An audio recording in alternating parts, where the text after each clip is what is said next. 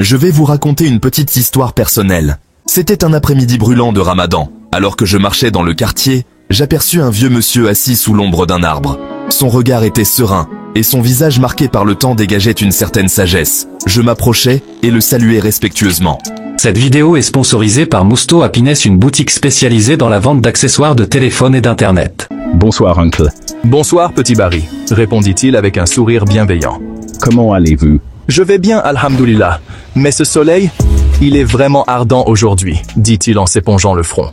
Alors que nous parlions tranquillement, un motard surgit à toute allure, nous frôlant presque avant de disparaître au loin.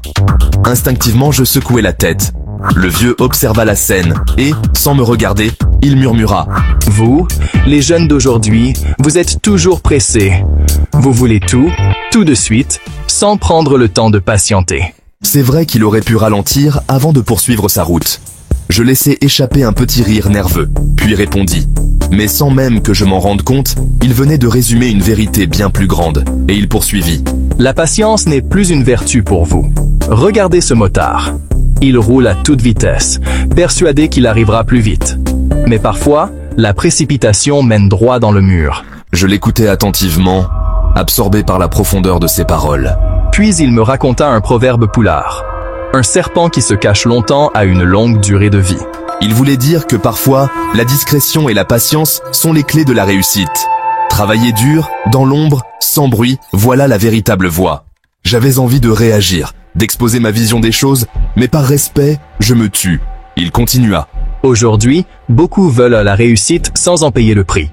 Ils veulent en briller, être vus, sans comprendre que le travail silencieux est celui qui porte le plus de fruits. Il marqua une pause et me regarda fixement, cherchant quelque chose dans mon expression.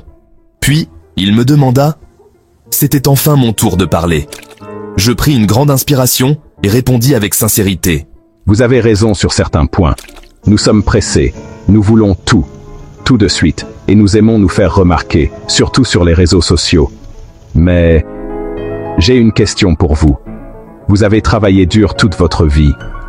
Avez-vous obtenu tout ce que vous vouliez? Avez-vous accompli tous vos rêves? Le vieux me regarda surpris. Je poursuivis. Aujourd'hui, le monde a changé. Grâce à la technologie, il est possible de travailler intelligemment et non pas juste durement. Ce n'est plus uniquement une question de courage ou de force, mais de stratégie et d'adaptation. Il ne répondit pas tout de suite. Je continuais. Prenons quelqu'un qui a un talent incroyable mais qui le garde pour lui.